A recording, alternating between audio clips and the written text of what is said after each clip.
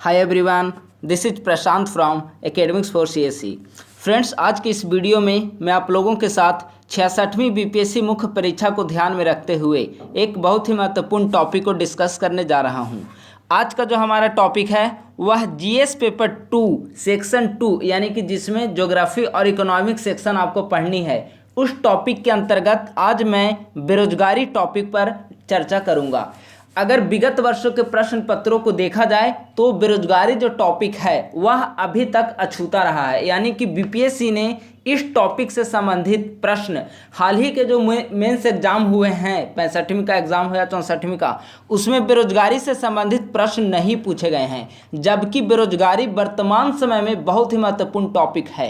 वर्तमान समय में जितने भी इलेक्शंस हो रहे हैं, चाहे वह लोकसभा का चुनाव हो, विधानसभा का चुनाव हो, हर जगह पर राजनीतिक विमर्श का मुद्दा बना हुआ है अनएम्प्लॉयमेंट।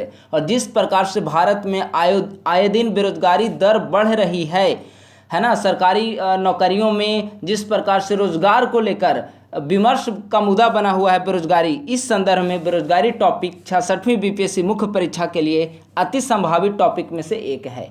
तो इसीलिए आज मैं बेरोजगारी टॉपिक पर डिस्कस करूंगा। मैंने आप लोगों को ग्रुप में इन्फॉर्म कर दिया है कि बेरोजगारी पर बेसिकली हमारी 2 लेक्चर होगी। पहले लेक्चर के अंतर्गत मैं आप लोगों के साथ बेरोजगारी के बारे में सामान्य तथ्यों को डिस्कस करूंगा, जो कि बहुत ही महत्वपूर्ण है। जैसे बेरोजगारी क्या है, बेरोजगारी के प्रकार क्या क्या हैं, बेरोजगारी के कारण क्या हैं, कैसे दूर किया जा सकता है, इन सभी तथ्यों पर डिस्कस करेंगे। तो आज का हमारा यही टॉपिक है। और कल के वीडियो में मैं भारत में बेरोजगारी और बिहार में बेरोजगारी, इन 2 टॉपिक पर सेक्शन पर डिस्कस करूंगा, जो कि 66वीं बीपीएससी के लिए महत्वपूर्ण होंगे। बेरोजगारी से संबंधित किसी भी प्रकार के प्रश्न आए, इन दोनों सेक्शन को आपको जोड़कर वहां पर आंसर लिखना होगा। ऐसा नहीं है कि सिर्फ आप बेरोजगारी के अर्थ, परिभाषा, प्रकार को बता दिए हो गया, नहीं। आप बिहार से संबंधित एग्जामिनेशन दे रहे हैं तो बिहार में और भारत में बेरोजगारी की क्या स्थिति है, इस पर चर्चा करनी होगी। और कल का वीडियो हमारा जो होगा वह इस दृष्टि से महत्वपूर्ण होगा। तो आज बेरोजगारी के संदर्भ में संक्षेप में चर्चा करेंगे, देखेंगे बेरोजगारी क्या है, इसके कारण क्या है, प्रभाव क्या क्या है, प्रकार क्या क्या है, और हम इसे कैसे बेरोजगारी की समस्या को दूर कर सकते हैं। तो सबसे पहले इंट्रोडक्शन में डिस्कस करूंगा। बेरोजगारी किसी भी देश या समाज की एक बहुत बड़ी समस्या है। अगर संक्षेप में बोलें तो बेरोजगारी एक वैश्विक समस्या है जो किसी भी राष्ट्र की सामाजिक, आर्थिक एवं नैतिक जीवन को नकारात्मक रूप से प्रभावित करती है। वर्तमान समय में विश्व के सभी देशों में, चाहे वह देश विकसित देश हो या फिर विकासशील देश हो, बेरोजगारी की समस्या विद्यमान है।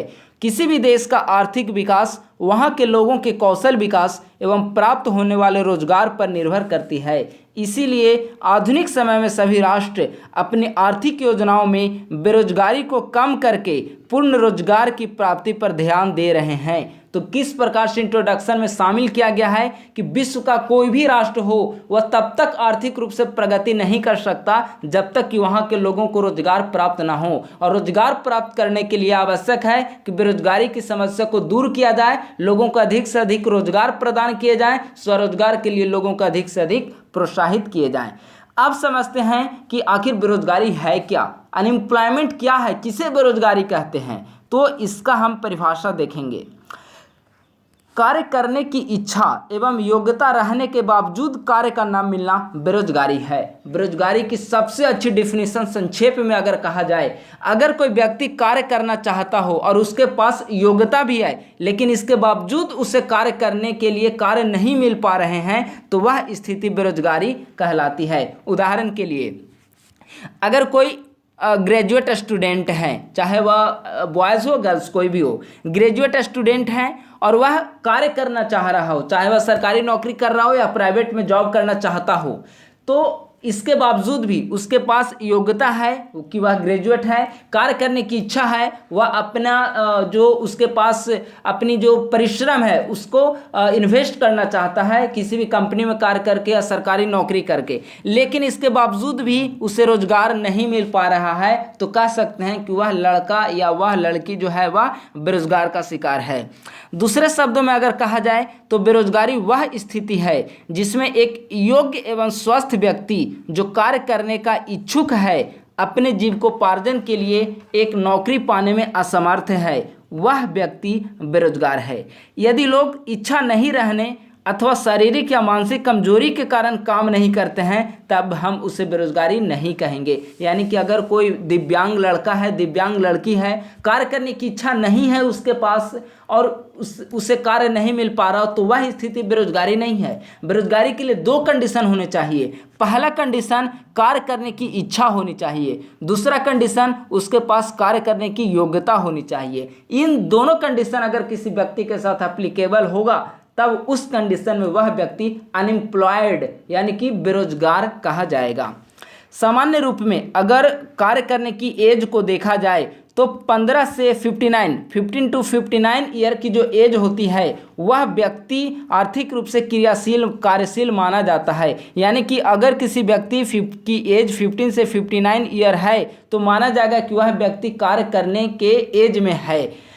अगर इस वर्ग के व्यक्ति लाभदायक रूप से नियोजित नहीं है तो उन्हें बेरोजगार कहा जाएगा। यानी कि 15 वर्ष से कम उम्र का कोई भी लड़का बेरोजगार नहीं कहा जाएगा, चाहे वह काम नहीं भी कर रहा हो, उसके पास योग्यता कितनी भी हो। और 59 ईयर के अबव 59 ईयर से ज़्यादा 60, 61, 62 एज का कोई व्यक्ति हो, योग्यता है, कार्य नहीं मिल पा रहा है, कार्य नहीं कर पा रहा है, तब भी वह बेरोजगार नहीं कहलाएगा। यानी कि बेरोजगार व्यक्ति की जो कार्य करने की एज होती है किसी व्यक्ति की, वह 15 से 59 तक मानी जाती है और इसी एज के दौरान कार्य ना मिलने पर वह व्यक्ति बेरोजगार कहलाएगा। पीगू के अनुसार एक प्रोफेसर हैं, उनका कहना है कोई व्यक्ति बेरोजगार तब होता है जब वह काम पर लगा हुआ नहीं होता तथा उसे काम करने की इच्छा भी होती है। यानी कि काम करने की इच्छा है लेकिन वह कार्य नहीं कर पा रहा है, या तो उसे उपलब्ध नहीं हो पा रहे हैं या फिर कोई अन्य वजह हो, तो वह व्यक्ति बेरोजगार कहलाएगा। रेफिन और ग्रेगरी का भी यहाँ पर परिभाषा दिया हुआ है। भारत में अगर बेरोजगारी, चूंकि कल हम विशेष चर्चा करेंगे लेकिन संक्षेप में अगर बता दूं तो भारत में बेरोजगारी से संबंधित जो आंकड़े हैं वह NSSO राष्ट्रीय प्रतिदर्श सर्वेक्षण कार्यालय द्वारा जारी किए जाते हैं। रोजगार में अनुपातिक वृद्धि के बिना होने वाली आर्थिक समृद्धि सामाजिक न्याय रहित एवं विकास से वंचित समृद्धि होती है। कल के वीडियो में मैं इसे डिटेल से डिस्कस करूंगा, लेकिन अभी संक्षेप में मैं आपको बता दूं कि बेरोजगारी डिफिनीशन हमने देख लिया। अब देखते हैं कि बेरोजगारी कितने प्रकार के होते हैं। तो बेरोजगारी मुख्यतः 2 प्रकार के होते हैं। पहला जो रूप है शहरी बेरोजगारी, दूसरा रूप है ग्रामीण बेरोजगारी। शहरी बेरोजगारी में औद्योगिक बेरोजगारी, शिक्षित बेरोजगारी, तकनीकी बेरोजगारी। ग्रामीण बेरोजगारी में मौसमी बेरोजगारी और अदृश्य बेरोजगारी। तो आगे ग्रामीण बेरोजगारी को देखते हैं, फिर शहरी बेरोजगारी को देखेंगे। ग्रामीण बेरोजगारी में मौसमी बेरोजगारी, एक वर्ष के किसी मौसम या कुछ महीनों के लिए किसी व्यक्ति को रोजगार मिलना तथा शेष महीनों या मौसम में कार्य मिलना मौसमी बेरोजगारी कहलाती है। यानी कि देखिए, मौसमी बेरोजगारी का मतलब है, इसे हम ग्रामीण क्षेत्रों से एग्जाम्पल के जरिए समझते हैं। ठीक है, जैसे कि जून जुलाई का मौसम आ गया, वर्षा ऋतु का मौसम आ गया। ठीक है, धान की बुआई हो गई, खेतों में कर दी गई है, धान की रोपनी कर दी गई, बुआई कर दिया गया। इसके बाद क्या होता है कि जब ये जो समय व्यतीत हो जाता है, धान की रोपनी से लेकर बुआई तक का समय, उसके बाद से ग्रामीण क्षेत्र में जो लोग होते हैं वह 3 महीने के आसपास हुए कोई काम ही नहीं रहता, सिर्फ पटवन का कार्य रहता है। तो ऐसी स्थिति में वे बेरोजगार हो जाते हैं, 3 महीने तक उन्हें बैठना पड़ता है। यानी कि वर्ष के कुछ एक विशेष मौसम में वो कार्य कर पाते हैं और कुछ महीनों तक वे ऐसे ही बैठे रहते हैं, बेरोजगार रहते हैं। तो यह स्थिति मौसमी बेरोजगारी कहलाती है। कृषि में मौसमी बेरोजगारी उन उद्योगों में भी पाई जाती है जो कृषि उत्पादों पर निर्भर रहते हैं। कुल मिलाकर अगर कहें तो मौसमी बेरोजगारी का सबसे बड़ा उदाहरण आपका एग्रीकल्चर है। एग्रीकल्चर में एक वर्ष में 12 महीने का समय होता है। एक वर्ष में अगर इस एक वर्ष के दौरान अगर कोई व्यक्ति, अगर कोई किसान 3 महीने का कार्य करता है, वह धान की रोपनी करता है, धान की बुआई करता है, गेहूं के समय में कुछ कार्य करेगा, तो इस दौरान ही सिर्फ 3 से 4 महीने तक का कार्य कर पाता है, बाकी महीने वह खाली बैठा रहता है। वह स्थिति मौसमी बेरोजगारी के नाम से जाना जाएगा। अदृश्य बेरोजगारी, ऐसी बेरोजगारी जिसमें किसी कार्य को करने के लिए जितने श्रमिकों की आवश्यकता होती है उससे अधिक श्रमिक उस कार्य में लगे रहते हैं। इसकी सीमांत उत्पादकता जो है वह 0 होती है। इसे एग्जाम्पल के जरिए समझते हैं। अगर मान लेते हैं कि कोई किसान है, ठीक है, इसका भी ग्रामीण, चूंकि यह ग्रामीण बेरोजगारी है इसीलिए एग्जाम्पल के जरिए भी मैं ग्रामीण पृष्ठभूमि को यहाँ पर उदाहरण ले रहा हूँ। अगर कोई किसान है, मान लेते हैं किसान के पास 1 एकड़ की ज़मीन है, ठीक है। उस 1 एकड़ की ज़मीन में जो फसल होती है उसे उस किसान परिवार के अंतर्गत 5 परिवार हैं, ठीक है, 5 फैमिली हैं, जिसमें उसके कोई भी हो सकते हैं, उसके भाई, बेटे, बेटी, कोई भी हो सकते हैं, ठीक है। 5 फैमिली हैं उस किसान परिवार के यहाँ। अगर कोई व्यक्ति 1 एकड़ के ज़मीन में फसल के दौरान 5 व्यक्ति कार्य में लगे रहते हैं, ठीक है, वर्ष भर, चाहे वह बुआई का काम हो, रोपनी का काम हो, कटाई का काम हो, पटवन का कार्य हो, कोई भी कार्य हो, इन सभी 5 लोग वहाँ पर कार्य में लगे हुए हैं। लेकिन अगर इस 5 में से एक व्यक्ति बाहर कोई रोजगार में चला जाता है, गवर्नमेंट जॉब लग जाती है, या फिर कमाने बाहर चला जाता है, तो 4 लोग उसके परिवार में बचते हैं। इन 4 लोग भी अगर कृषि करते हैं, खेती करते हैं उस 1 एकड़ ज़मीन पर ही, तो उसका भी जो उत्पादकता होगा लगभग बराबर होता है। तो ऐसी स्थिति में क्या हो गया कि जहां पर 4 लोगों की या फिर 3 लोगों की कार्य करने की ज़रूरत है, वहां पर 5 लोग उस कार्य को करने में लगे हुए हैं। ऐसी स्थिति में 2 व्यक्ति एक्स्ट्रा वहां पर लगा हुआ है, लेकिन यह हमें दिखता नहीं है। लगता है कार्य कर रहा, तो लगता है कि वह कार्य कर रहा हुआ, रोजगार में लगा हुआ है, लेकिन वास्तव में उत्पादकता यहाँ पर बराबर है ना। तो ऐसी स्थिति में क्या हो गया कि वह कार्य करे या ना करे, उसकी उत्पादकता पर कोई फर्क नहीं पड़ता। तो हम इस स्थिति को कहते हैं कि वहाँ पर जो 2 एक्स्ट्रा लोग कार्य पर लगे हुए हैं, वे व्यक्ति जो हैं वे अदृश्य बेरोजगारी, यानी हमें बाहर से दिखेंगे नहीं। अदृश्य बेरोजगारी अदृश्य बेरोजगारी का मतलब होता है वैसी बेरोजगारी जो हमें बाहर से दिखाई नहीं देती है, लेकिन अंदर वह विद्यमान होती है। स्पेशली एग्रीकल्चर में यह बेरोजगारी जो है काफ़ी बड़े स्तर पर देखने को मिलती है। अब आते हैं शहरी बेरोजगारी। शहरी बेरोजगारी में 3 है, ठीक है। ग्रामीण में 2 बेरोजगारी हैं, शहरी में 3 है। औद्योगिक, शिक्षित, तकनीकी बेरोजगारी। औद्योगिक बेरोजगारी का मतलब हुआ ऐसे व्यक्ति जो तकनीकी या गैर तकनीकी रूप से कार्य करने की क्षमता रखते हैं, लेकिन रोजगार नहीं मिल पा रहा हो, औद्योगिक बेरोजगारी है।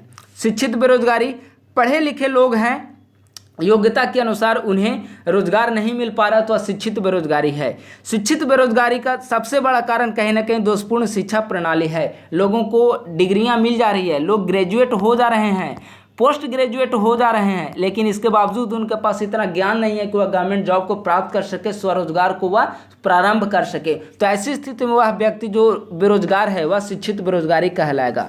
तकनीकी बेरोजगारी, बृहत स्तर पर तकनीकी परिवर्तन के कारण उत्पन्न होने वाली बेरोजगारी तकनीकी बेरोजगारी है। उदाहरण के लिए 1980 के दशक में भारत में कंप्यूटर का आगमन हुआ था।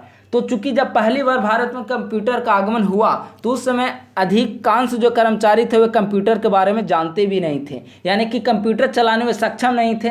तो ऐसी स्थिति में यह संभावना है कि उस समय तकनीकी रूप से स्किल्ड लोगों को गवर्नमेंट ने या फिर प्राइवेट कंपनीज ने नियुक्ति के समय वरीयता दिया होगा, और जो पहले के कर्मचारी जो इस बारे में जागरूक नहीं है, खासकर प्राइवेट सेक्टर में, उनको कंपनी ने बाहर निकाल दिया होगा। तो इस वजह से जो बेरोजगारी की स्थिति उत्पन्न हुई वह तकनीकी बेरोजगारी के रूप में जाना जाता है। तकनीकी बेरोजगारी का कारण सिर्फ कंप्यूटर जैसे नई तकनीकों का आगमन ही नहीं है। अगर आप स्वास्थ्य के क्षेत्र में देखेंगे तो आर्टिफिशियल इंटेलिजेंस की भूमिका, आप रोबोट की भूमिका को समझ सकते हैं। हाल ही में मध्य प्रदेश में संभवतः इंदौर शहर में ट्रैफिक पुलिस के रूप में रोबोट को वहां पर प्रयोग किया गया। अब देखिए, जो काम ट्रैफिक पुलिस को करना चाहिए था, अगर ट्रैफिक पुलिस काम करती तो व्यक्ति को वहां पर रोजगार मिलता, लेकिन वह काम अब रोबोट कर रहा है। तो इस कारण क्या हो गया, तकनीक के कारण वह व्यक्ति बेरोजगार का शिकार हुआ।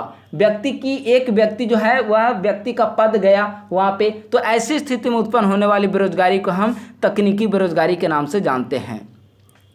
बेरोजगारी के कई सारे कारण हो सकते हैं। कई सारे ऐसे कारण हैं जिसे आप जानते भी होंगे। तीव्र जनसंख्या वृद्धि, जनसंख्या इतना ज़्यादा है भारत जैसे देशों में कि सभी लोगों को गवर्नमेंट जॉब प्रोवाइड नहीं किया जा सकता। वे स्वरोजगार के लिए कार्य करना चाहते हैं, लेकिन इतनी अधिक पॉपुलेशन है कि सभी लोगों को स्वरोजगार भी प्रदान नहीं किया जा सकता, उनके लिए प्रोत्साहित नहीं किए जा सकते। मनरेगा जैसे कार्यक्रम चल रहे हैं, लेकिन वो सीमित स्तर पर लोगों को रोजगार प्रोवाइड कर सकता है, वर्ष भर उसमें भी रोजगार देने की बात नहीं की गई है। तो तीव्र जनसंख्या वृद्धि, दोषपूर्ण शिक्षा प्रणाली। दोषपूर्ण शिक्षा प्रणाली कैसे? नागरिकों में उद्यमशीलता का अभाव है। कोई व्यक्ति आज सिर्फ ग्रेजुएशन और पोस्ट ग्रेजुएट की डिग्री जो है वह कागजों तक सीमित रह गई है। उसके पास ग्रेजुएट होने के बाद भी व्यक्ति के पास इतनी नॉलेज नहीं है कि वह अपने नए सिरे से उद्योग धंधा को स्थापित कर सके। वह रिस्क को लेना, उसके पास जो रिस्क लेने वाली जो कौशल होती है उसका अभाव होता है। तो कहीं ना कहीं दोषपूर्ण शिक्षा प्रणाली बेरोजगारी का बहुत बड़ा कारण है। उद्योगों की धीमी प्रगति भी एक बहुत बड़ा कारण है। सरकार के द्वारा लघु कुटीर उद्योगों, परंपरागत जो उद्योग हैं उसकी वृद्धि पर ध्यान देना चाहिए। क्या है, इसका ह्रास हो रहा है। ग्रामीण क्षेत्रों में जो पहले बड़े स्तर पर लघु उद्योग वगैरह चलाए जाते थे उसमें कमी आ गई है, तो इसके कारण भी बेरोजगारी बढ़ रही है। कृषि का पिछड़ापन। कृषि का पिछड़ापन, जैसे कृषि आज भी जो है वह परंपरागत तरीके से किया जा रहा है। लोगों की जो कृषि जो है वह सिर्फ जीविका निर्वाह का साधन बना हुआ है, ना कि बिजनेस पर्पस कृषि का नहीं होता। साथ ही कृषि आधारित उद्योगों का अभाव है। सरकार को क्या चाहिए, कृषि आधारित उद्योगों को बढ़ावा दिया जाना चाहिए। गांव-गांव में खाद्य प्रसंस्करण उद्योग स्थापित किया जाना चाहिए। फूड पार्क गांव-गांव में स्थापित किए जाना चाहिए। ऐसे कार्यक्रम अगर स्थापित होंगे ग्राम लेवल पे, पंचायत लेवल पे, तो पंचायत लेवल पर ही लोग जो हैं वह नियोजन की प्रक्रिया में लगे रहेंगे। इससे बेरोजगारी की समस्या दूर होगी, सरकार को अतिरिक्त आय की भी प्राप्ति होगी। भारतीय अर्थव्यवस्था की निम्न समृद्धि दर भी एक बहुत बड़ा कारण है। बचत व निवेश का निम्न स्तर। अगर किसी की गवर्नमेंट जॉब, मान लेते हैं कि स्वरोजगार जैसे कार्य कोई कर रहा हो, 5,000 6,000 रुपये उसकी मंथली इनकम हो रही है, तो अब बचत कहाँ पर होगी? 5,000 6,000 इनकम अगर ग्रामीण क्षेत्रों में, शहरी क्षेत्रों में होगी तो ये सारे पैसे परिवार के 1 महीने के जीविकोपार्जन में समाप्त हो जाएंगे। तो उसके पास पूंजी इतना बच नहीं पाएगा कि वह नए सिरे से निवेश करके बिजनेस को खड़ा कर सके। स्वरोजगार की इच्छा का अभाव, इसका मतलब है लोगों में रिस्क लेने की क्षमता का अभाव है। स्वरोजगार खड़ा करना नहीं चाहते। अगर पैसा इसमें इन्वेस्ट किया जाए कि हो सकता है उसके जितना हमने इनपुट लगाया उसके एवज में हमें आउटपुट की प्राप्ति नहीं होगी, तब ऐसी स्थिति में क्या होगा? तो यह स्वरोजगार की इच्छा का अभाव बहुत बड़ा कारण है। सरकार ऐसी स्थिति में उन लोगों के लिए अपनी कह सकते हैं कि वित्तीय फंड आवंटित करके सरकार उसके लिए कार्य कर सकती है। प्राकृतिक संसाधनों का कम उपयोग। प्राकृतिक संसाधन भारत जैसे देश में प्रचुर मात्रा में उपलब्ध हैं, लेकिन क्या है कि सरकार इन प्राकृतिक संसाधनों का उचित स्तर पर उपभोग नहीं कर पा रही है। एक तो रिसर्च एंड डेवलपमेंट की कमी है यहाँ पर, क्योंकि सभी क्षेत्रों में रिसर्च प्रॉपर वे में नहीं हो पा रहा है कि प्राकृतिक संसाधन, पेट्रोलियम जैसे पदार्थ भारत में संभावित हैं कि उपलब्ध हो सकते हैं, लेकिन अभी भी सऊदी अरब, अमेरिका जैसे कंट्री से हमें आयात करना पड़ रहा है। तो कहीं ना कहीं इसका बहुत बड़ा कारण शोध भी इसका बहुत बड़ा कारण है। तो सरकार प्राकृतिक संसाधनों का कम यूज कर पा रही है। अगर प्राकृतिक संसाधनों की खोज हो, उसका यूज करे, तब लोगों को रोजगार की प्राप्ति हो पाएगी। तो ये सभी कारण जो है बेरोजगारी को बढ़ाने में बहुत बड़ी भूमिका का निर्वहन कर रहे हैं। अब देखते हैं बेरोजगारी के दुष्परिणाम। तो बेरोजगारी के दुष्परिणाम को हमने 2 खंडों में बांटा है, एक आर्थिक दुष्परिणाम और दूसरा सामाजिक दुष्परिणाम। आप इसमें कई सारे दुष्परिणाम भी ऐड कर सकते हैं, लेकिन हमने मुख्यतः 2 आयाम में इसे सीमित रखा है। आर्थिक दुष्परिणाम, मानव संसाधन का ह्रास हो रहा है, आर्थिक समृद्धि के निम्न दर, बचत एवं पूंजी निर्माण की दर में गिरावट और निम्न उत्पादकता, ये सारे कारण इसके आर्थिक दुष्परिणाम में आएंगे।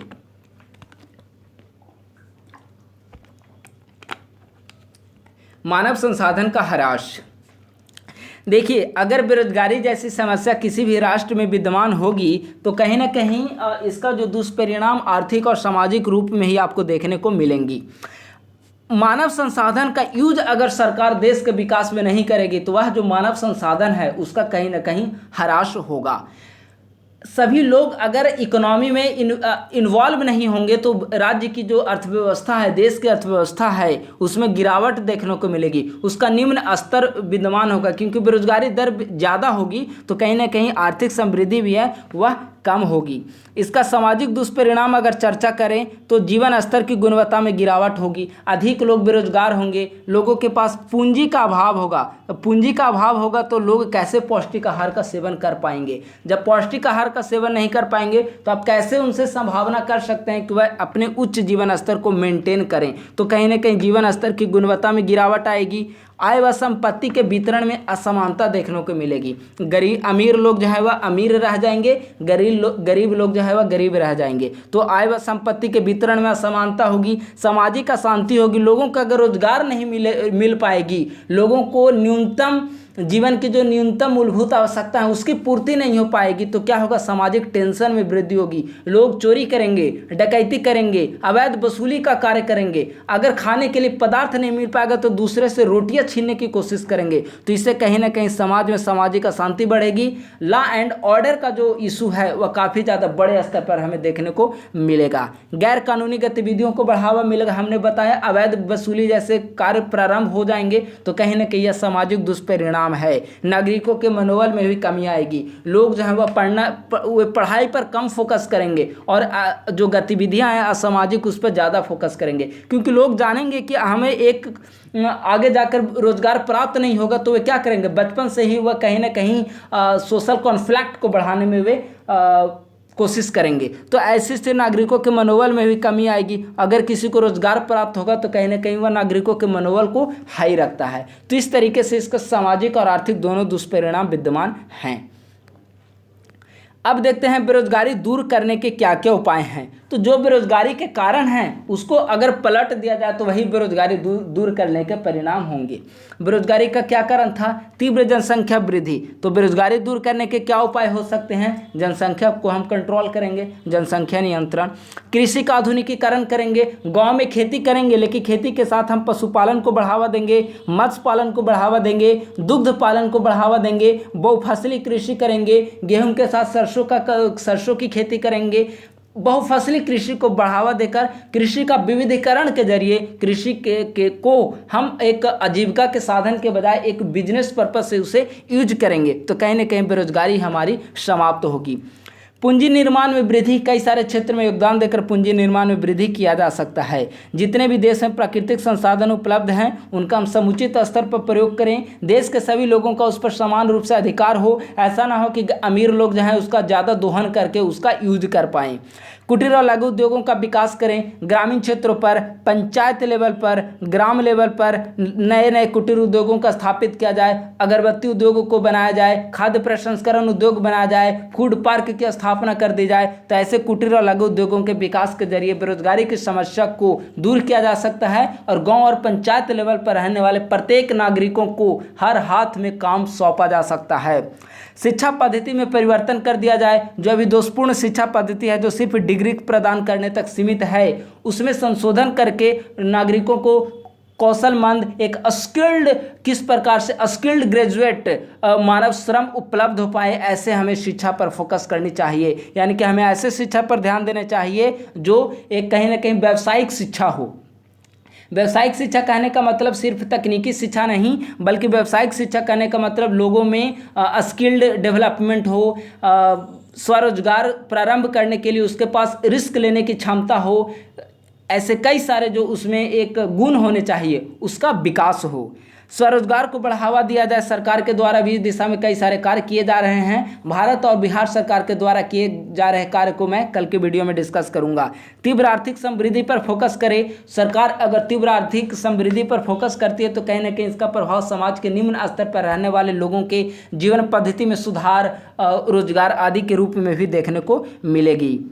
पूंजी प्रधान तकनीक के स्थान पर श्रम प्रधान तकनीक का प्रयोग किया जाए। सरकार ज़्यादा से ज़्यादा उद्योग धंधों में तकनीक के बजाय लोगों को वहाँ पर यूज करे, क्योंकि कहीं ना कहीं जो बड़े बड़े मशीन हैं वह लोगों के रोजगार को खा रहे हैं। महात्मा गांधी ने हिंद स्वराज अपनी पुस्तक में इस बात का जिक्र किया था कि बड़े बड़े जो उद्योग धंधे हैं वहाँ पर बड़े बड़े आप तकनीक का यूज करेंगे तो कहीं ना कहीं लोगों को इससे रोजगार कम प्राप्त होगा। और ये महात्मा गांधी का उस समय दिया गया कथन आज के वर्तमान समय के जो भारत है बेरोजगारी के समस्या उसमें भी प्रासंगिक नजर आती है।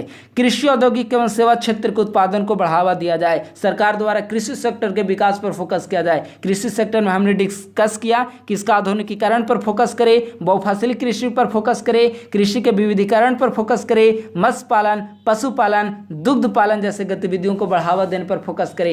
इन सब को अगर पालन किया जाए तो किसानों की आय भी दुगनी होने में सहायता होगी, किसानों में बेरोजगारी की समस्या भी समाप्त हो जाएगी, सामाजिक टेंशन भी कमी आ जाएगी, लैंड ऑर्डर भी मेंटेन होगी और समाज से बेरोजगारी जैसी समस्या को कम किया जा सकता है। बेरोजगारी जैसी समस्या को समाप्त बिल्कुल नहीं किया जा सकता, लेकिन सरकार के द्वारा विभिन्न प्रयासों के माध्यम से इसे कम अवश्य किया जा सकता है।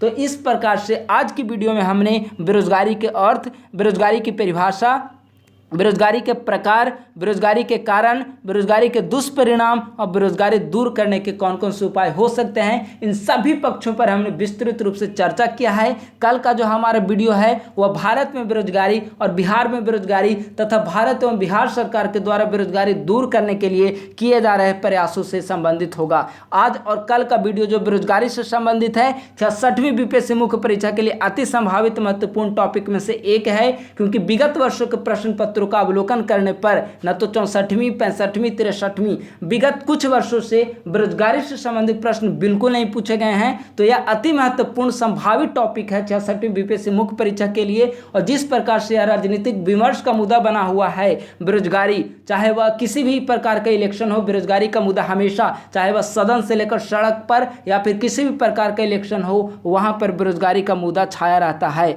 तो इस दृष्टि से बेरोजगारी 66वीं बीपीएससी मुख्य परीक्षा के लिए अति संभावित टॉपिक में से एक है। मुझे उम्मीद है कि आपको ये वीडियो पसंद आएगी। थैंक यू वेरी मच, धन्यवाद।